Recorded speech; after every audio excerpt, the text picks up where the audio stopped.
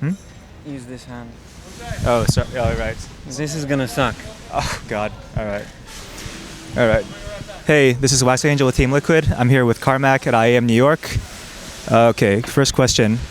I mean, our audience is mainly North American, so I feel maybe a few of them might not know who you are very well. So could you introduce yourself briefly?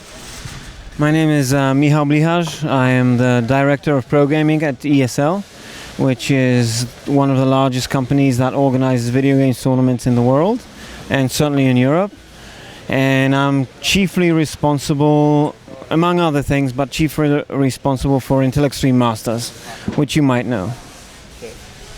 So we're here in New York, and you hold a lot of events worldwide. So why New York? What do you find appealing about this venue? Well, in general, the model is that we go to trade shows with Intel because of which part of Intel we're sponsored by, which is the events team. So they have, we basically, that's the model. We go to events, to trade shows, exhibitions, things like that. Comic-Con is pretty much the best venue we can find in North America. Unfortunately, it coincides with MLG Orlando. Nothing we can do about it. We actually pretty much knew that we would be going to Comic-Con late last year. So just unfortunate, I suppose. So yeah, New York City, probably one of the best cities in the world, if not the best, depending on who you ask. Certainly one of the best venues for esports. Okay. Well, you guys are really big in Europe, but you only hold a few events in Europe each year, and you try to go around very globally. Now, what's your reasoning for that, considering that there's a lot of competition in America? Like MLG seems to have a stranglehold on the esports market, maybe IPL3 coming in now, but yeah, what's your reasoning for holding an event in Americas? Well, generally, we have a global project, so it's not, let's say, it's not global enough if we don't go to America. I honestly, I don't really care or mind that much about, MLG being here. I'm not jealous at all, or I don't mind MLG existing. I actually think it's very good that there's IGN Pro League, MLG, simply because there's, one Intel Extreme Masters is not enough to sustain all of esports, and one MLG is not enough. We need all these events. So why New York City? Why North America, where there's lots of events already? It's because first of all, we need a global project, and we need to be in Asia, in North America, and in Europe every year. And this year we've added actually South America for the first time. And the second thing is, I honestly don't mind if there's other events here. We just need to be here, end of story. What do you think of the Americans gathered here for this tournament? A lot of them, the best Americans went to MLG, so what do you think of the ones who qualified here? To be completely frank with you, probably two nicknames ring a bell. The others I'm not too familiar with, so I wouldn't expect major upsets coming from them. But hey, if they prefer MLG, that's no problem for me. I mean, if they want to go there, no problem. Okay, and just in general, I want to ask you, USA, why are we so bad at StarCraft 2? It's undeniable that if you compare regions, then Korea is clearly the leader. After that, there's a bit of a gap, then there's Europe, and then there's a bit of a gap, there's the US. It's undeniable. Why though? It's tough to say. Americans generally, historically, have never been amazing at PC games. America has always delivered, the US has always delivered like one major champion for a game, but then there was a big gap filled by Europeans and players from other countries, and then there's number one, and then there's the top 15 maybe was the next best American. So I have absolutely no idea. Maybe it's because you guys love to, when you're gaming, you love to sit on a couch and play Halo instead of PC games. Maybe it comes down to your lifestyles. I mean, consoles are not even 1/5 as big in Europe as they are in the US. So maybe it's a lifestyle thing. I don't know. It's tough to say. Or maybe there's no league that would actually nourish these noobs from the US to actually play more and be involved more and grow into a champion that would, rival somebody like Idra. I mean, you don't think the big MLG circuit scene is enough to like make aspiring American gamers try harder and play hard?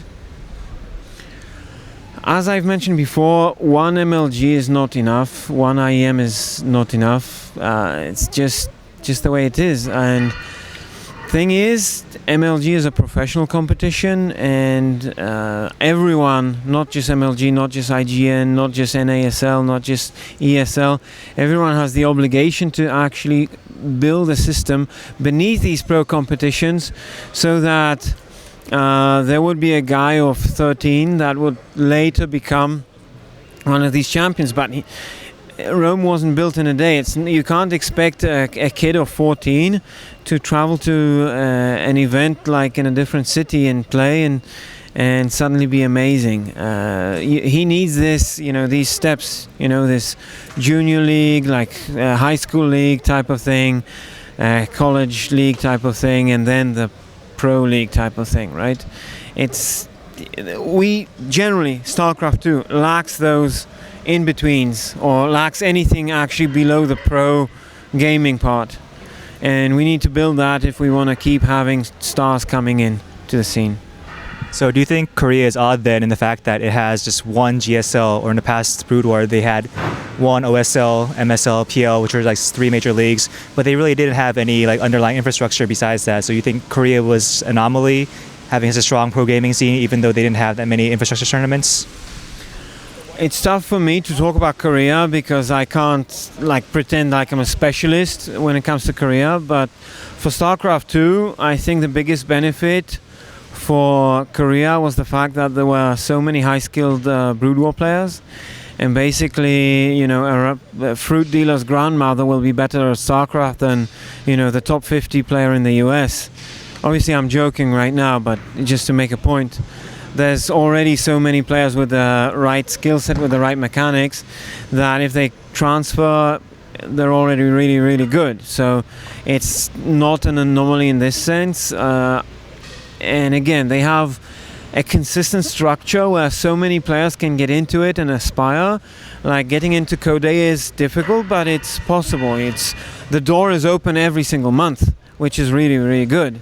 Whereas Intel Extreme Masters is 6 events in a year, MLG is 6 events in a year, and it's going to be 4 next season, so it's not enough. GSL is certainly providing enough chances for these up-and-coming players.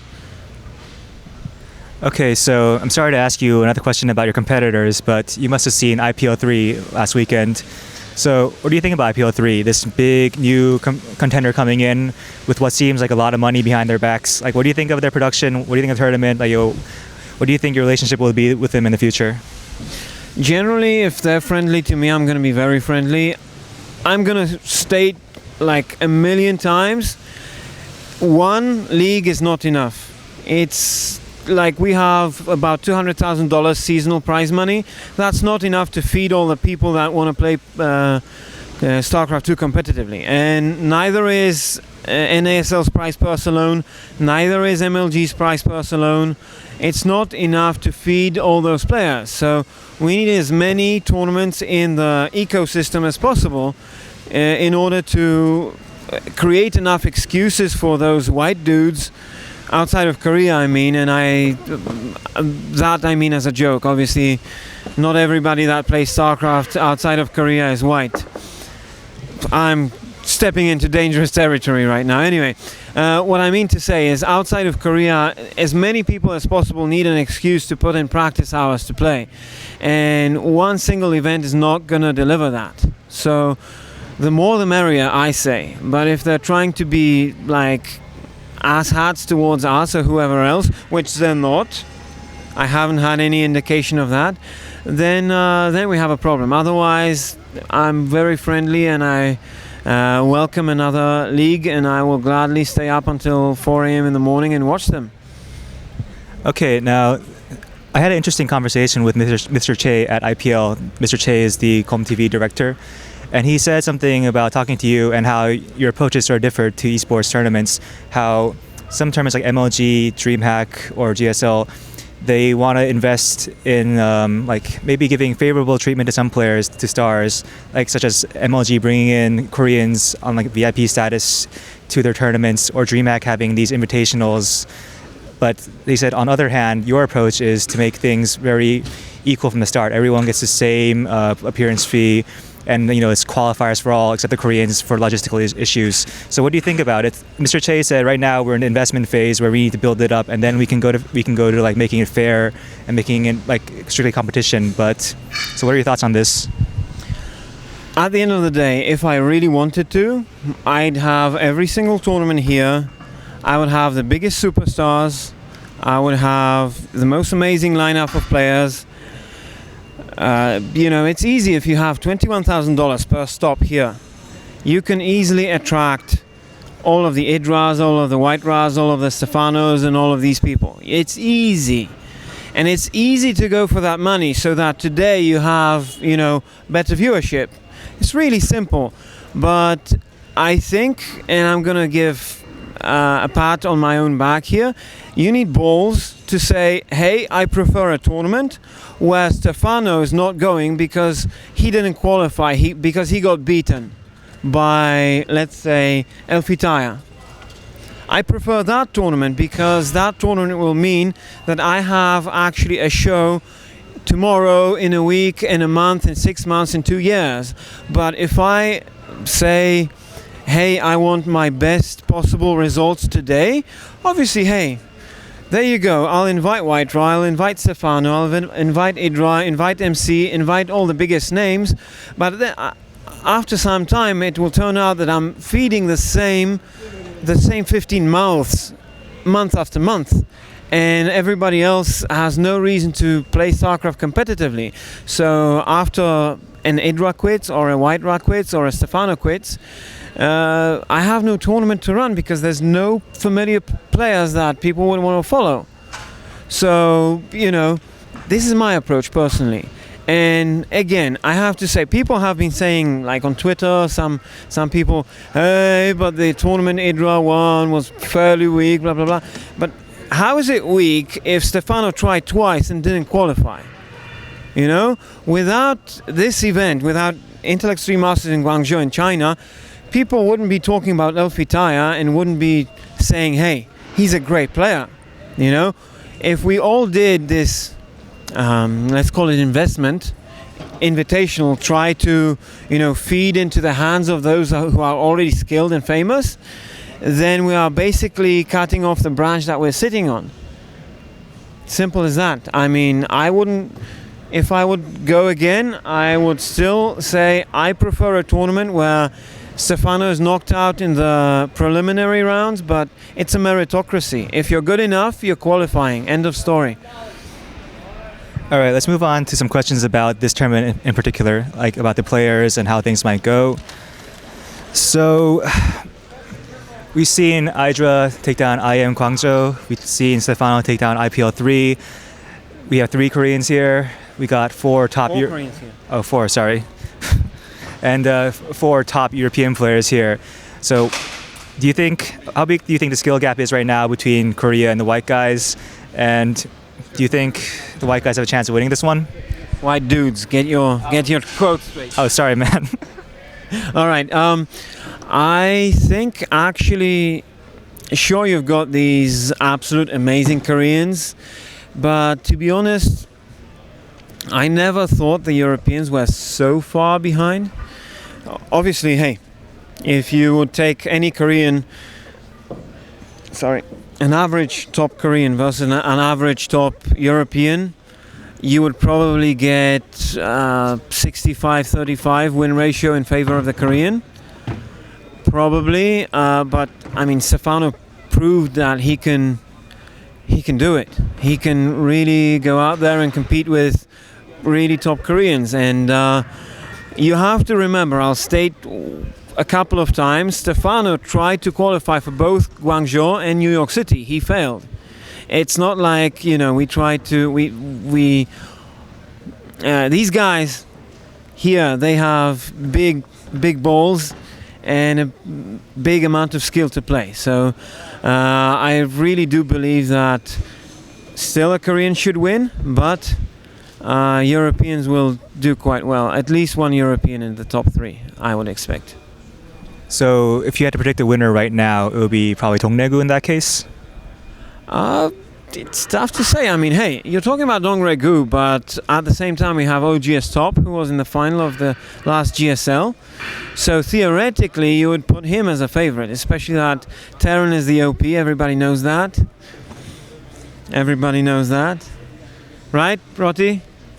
We've got Rotti sitting here and he's very coy about this. Oh no, he said Zerg. Never mind then. Yeah, I think Top would be the number 1 favorite, and let's see. I'm really hoping for Mana to pull through because he had a really good showing in Cologne. Obviously, I'm Polish, so I'm very biased about that. But he had a really good showing in Cologne. He beat Puma, obviously, in the group stage. Wasn't a super important game. It was the last game when they were both already out to the playoffs, but still, I'm really hoping he will do very, very well. Let's see, I would like Fruit Dealer to do something really nice. I'm a big fan, and so is my girlfriend, actually. Yeah, on the topic of Fruit Dealer, I mean, I have to ask you, and this is not to like knock on Fruit Dealer, who did like a lot for StarCraft 2 in the beginning by showing Zerg at Hope, winning the first GSL and keeping people interested, but it's true that he's gone through a heavy decline, and sources say that he's not even interested in the game anymore. He's preparing to go to Army or something like that. But yeah, so how did he get invited to this tournament? Well, long story short with the invites, we're not trying to make it super easy for Koreans to come. Any Korean that wants to come is very much welcome.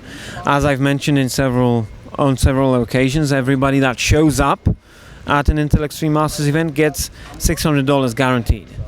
Obviously, we could make a super attractive prize purse and make $15,000 for first place, and everybody would come. But everybody that has money would come. That's a very crucial difference. But coming back to your original question, GSL has a schedule which is very, very tough, and it's depending on the weekend and on how well progressed the Code A, Code S is. It's tough for us to invite some players over others. So it's we take the players that are able to go A, financially, B, probably knocked out of the GSL or don't have a conflict date-wise. And that's what the case was with all the players. StarTale is sponsored by BenQ, which is sharing a sponsor with Intel Extreme Masters. They obviously want to have their players here, so basically the BenQ paid the trip for Fruit Dealer, simple as that. And as far as Fruit Dealer goes, he's not the only Korean that doesn't have amazing results and is going to major events. I'm pretty sure you know who I mean. He's going to be in Orlando, and he hasn't posted amazing results, but he still shows up at all of these big events. So it's kind of unfair to question Fruit Dealer and not question a couple of other Koreans. I mean, if we were going to Orlando, I'm sure I'd have brought that up. But all right, last question: do you actually like League of Legends? Do I like League of Legends? What's the implication? All right. What are you trying to imply here? Well, it was booed off stage at IPL 3, and I think that StarCraft 2 players feel a bit unkindly toward MOBA. I think in general it's a question of I was not aware of it being booed on IGN Pro League stage. It's a question of communication. I mean, if you force something down someone's throat, of course you're going to have a very negative reaction, but I'm not forcing anyone to watch anything. We are trying to do our best to give people a choice. We are trying to communicate as clearly as possible that, hey, we're not going to show every single game. If we're not, for instance, here in New York City, not every single game of StarCraft 2 will be shown on stage, but you will still be able to see every single game, except, not on a major screen and not with all this glamour. It's gonna break down to about 50-50. So, do I personally like League of Legends? I personally don't play League of Legends, so I don't have an opinion. That's the honest answer here. All right. Well, thanks for the interview, Carmac. Do you want to say anything in conclusion? I just want to say that I would be super happy if I got to, to see Slash's legs shaved after a couple of white dudes take Orlando in New York City, and I really hope everybody that tunes into our events really enjoys them, appreciates them. We are trying to do our best, even at the expense of having sometimes lesser known names. We're trying to do the best thing for esports, and I hope we get appreciated for that. All right, man. Thanks. Hope this tournament goes well.